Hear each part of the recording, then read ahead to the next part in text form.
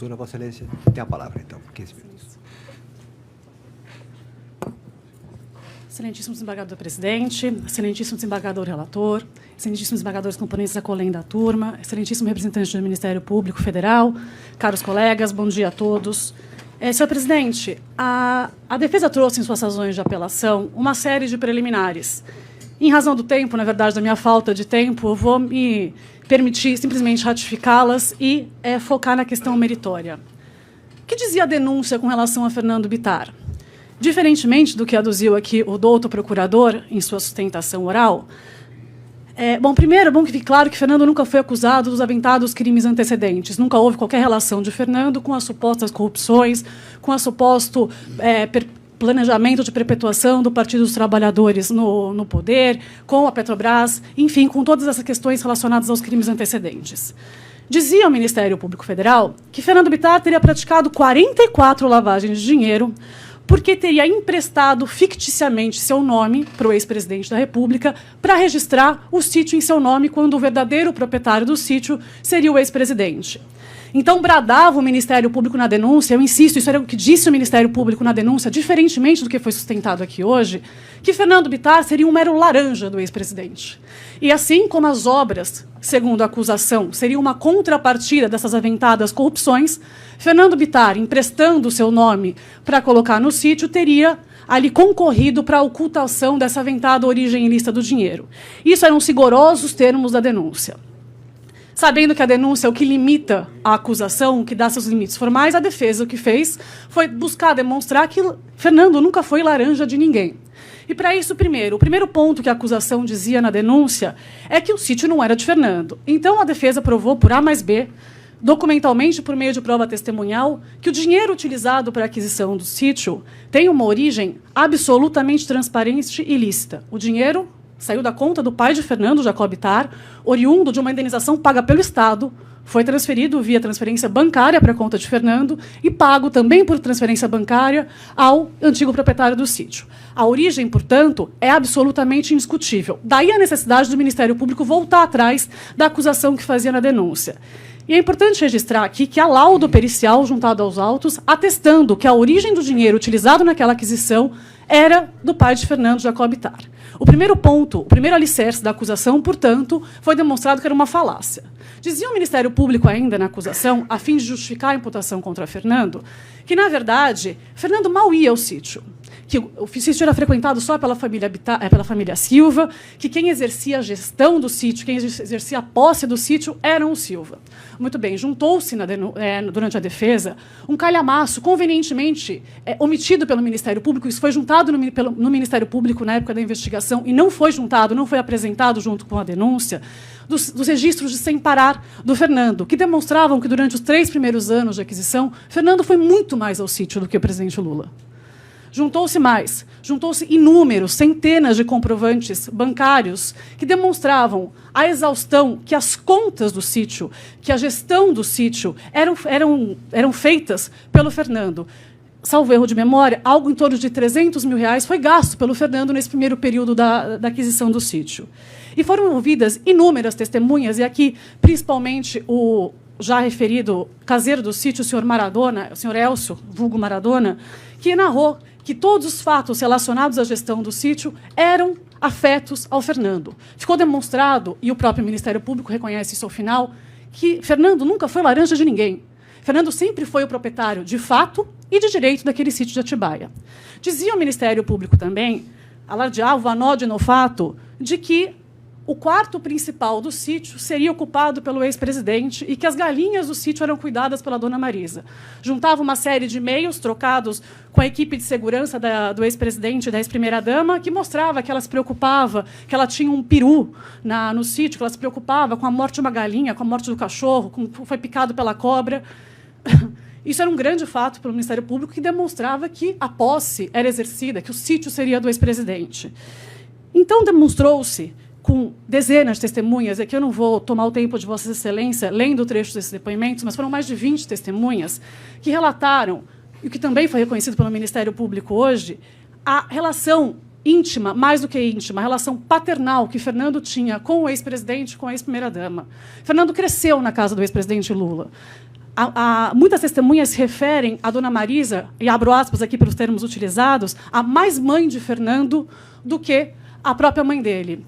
E esse contexto de extrema intimidade, de relação de paternal, de mãe e de pai com o Fernando, faz toda a diferença nesse caso. Não só para afastar os anódinos, alardeados fatos de que o ex-presidente dormia na suíte principal e que a Dona Marisa cuidava das galinhas do sítio, como para afastar, para deixar escancarado a ausência de dolo de Fernando com relação a esse caso, das aventadas lavagens que lhe são imputadas.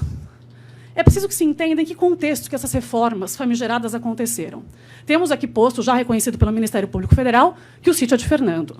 Como bem disse o eminente procurador, no final do mandato presidencial, havia um problema, era uma questão no Palácio, o que fazer com o acervo.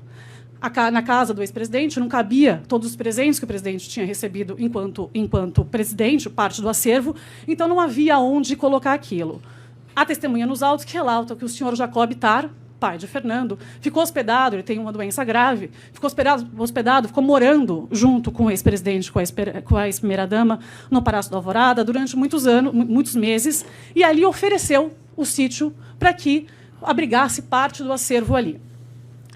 Fernando simplesmente anuiu com esse empréstimo, ficando a Dona Marisa, e sua testemunha nos autos, encarregada tanto da execução dessas obras, por tocar essas obras, como por arcar na parte financeira disso. O senhor Jacob Tar diz isso nas declarações juntadas aos autos. Ele não tinha condição física, porque ele está acometido de mal de Parkinson, já numa situação bastante avançada, não conseguiu comparecer em juízo, mas fez uma declaração colhida em cartório, com firma autenticada, e que narrava como é que foi essa dinâmica e que a senhora Marisa Letícia havia ficado responsável não só pela execução das obras, mas como pelo pagamento nas obras. E também há nos autos uma petição juntada pelo senhor Pedro Maciel, que era antigo advogado do irmão do Fernando, em que narra, inclusive essa é uma das preliminares aduzidas pela defesa, que foi indeferida a oitiva desse senhor.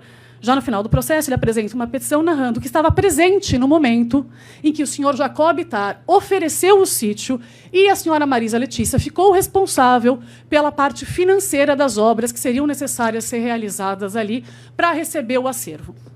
Então, para que se analise o dolo, né, a intenção, o conhecimento de Fernando com relação às lavagens que lhe são imputadas, é impossível desassociar, primeiro, do fato, hoje reconhecido pelo Ministério Público, de que o sítio era dele, de que ele tinha uma relação umbilical com a família Bittar, o que permitia, o que faz sentido com que ele oferecesse aquele sítio para receber parte do acervo, e esse ponto, ao que parece, não é nem mais um ponto de divergência, e mais, para que ele não tinha a menor ideia, ele não tinha ciência dos aventados crimes antecedentes. E como bem lembrou o doutor Marisa aqui, nós estamos falando de 2010, 2011. Não existia Lava Jato, não existia suspeita sobre o ex-presidente Lula. Na visão de Fernando, era a figura paternal dele, a figura maternal dele, simplesmente construindo um anexo, que muito se disse, mas é uma obra bastante simples, basta ver as fotos para ver isso, para receber parte do acervo. É evidente que Fernando não fez um compliance com a mãe dele, não perguntou, com a mãe ainda que de criação, não perguntou a origem do dinheiro, não exigiu nota fiscal, não perguntou quem executaria. Diz o Ministério Público que isso seria dolo eventual ou cegueira deliberada.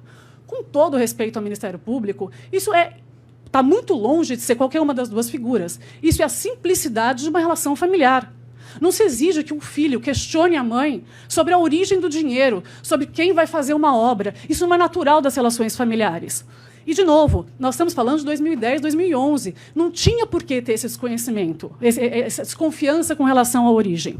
E aqui, por mais que a gente tente alargar o tipo subjetivo da lavagem de dinheiro, incluindo aí a figura duvidosa da cegueira deliberada, não há como dissociar a imputação de lavagem do conhecimento, do potencial conhecimento do crime antecedente. E aqui todos os elementos, a vastíssima prova testemunhal, que é unânime nesse sentido, indicam, no sentido tranquilo, de que Fernando não sabia, não tinha por que saber, desses aventados supostos crimes antecedentes. E aqui também é importante deixar claro que as testemunhas também são unânimes em dizer que a relação que Fernando tinha com o ex-presidente, com a ex-primeira-dama, passava longe da questão política, passava longe da questão dos eventuais tratativas, de eventual relação espúria ou relação lícita tida pelo ex-presidente e naturais, com empreiteiras. Fernando não fazia parte desse núcleo. Fernando fazia parte do núcleo familiar. Não tinha como se esperar, não é exigível dele que tivesse conhecimento, quando ninguém tinha conhecimento, das aventadas supostas corrupções que hoje se atribui ao ex-presidente Lula. Justamente por isso, aí aqui mais uma questão que é relevante, especificamente com relação à primeira parte das obras, que são as obras atribuídas à equipe do José Carlos Brunlay e à equipe da Odebrecht, ficou demonstrada a exaustão que Fernando não teve participação alguma. Fernando não esteve nas obras nesse período. Fernando não teve relacionamento com nenhuma das pessoas vinculadas, seja a Brunlay, seja a Odebrecht, a nenhum desses supostos pagamentos subreptícios, os aventados esquemas que foram utilizados para ocultar quem seria o real pagador disso. Isso está provado por A mais B, e por isso que a eminente magistrada singular, com toda razão, absolveu Fernando com relação a essas duas imputações, afirmando, e eu vou pedir licença para Vossa Excelência, só para ler esse trechinho da sentença, é um trecho bem curto. Abro aspas. Em relação a Fernando Bittar, não vislumbro nessa primeira etapa que tenha contribuído com a ocultação ou dissimulação dos valores empregados por Brunlay, ou que tivesse ou pudesse ter ciência da origem ilícita dos valores empregados. E segue, considerando o princípio do indúbio pro réu, reputo que os indícios de participação de Fernando nesta fase de reformas realizada pelo Odebrecht no sítio não são suficientes a embasar uma condenação criminal pelo crime de lavagem de dinheiro. Porque isso é notório, todas as testemunhas são unânimes, repito, em dizer que Fernando não teve nenhuma participação nesse período das obras.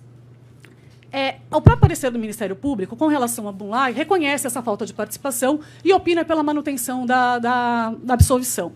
Com relação ao Odebrecht, entretanto, faz referência à aventada nota fiscal emitida em nome de Fernando Bittar, que já foi referida pelo Dr. Mariz aqui. E acrescentando um pouco do que já foi explicado pelo Dr. Mariz, é importante que se diga que ficou demonstrado nesses autos que Fernando sequer sabia da existência dessa nota fiscal.